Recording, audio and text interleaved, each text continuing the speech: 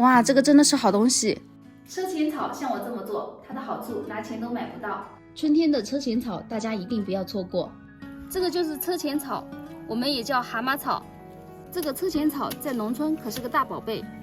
中医认为车前草味甘性寒，主要归肝、肾、肺、小肠经，所以在民间的应用也非常广泛。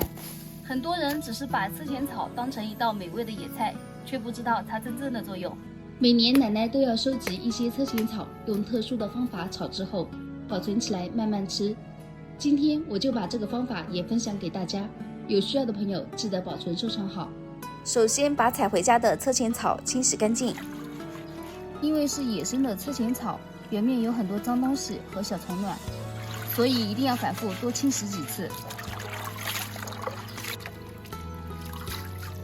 洗干净后控水捞出，沥干水分。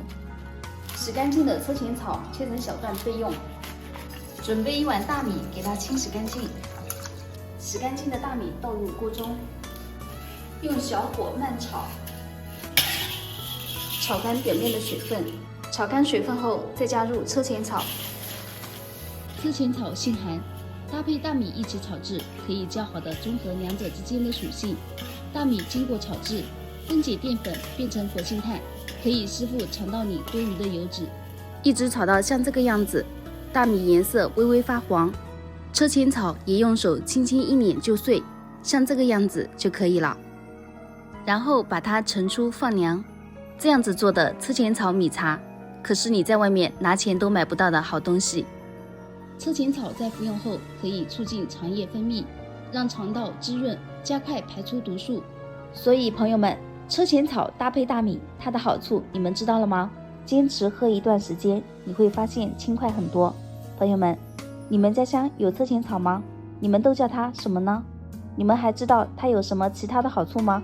知道的朋友们，欢迎在评论区留言分享，大家一起交流学习。学会的朋友记得转发分享出去，让更多的人知道。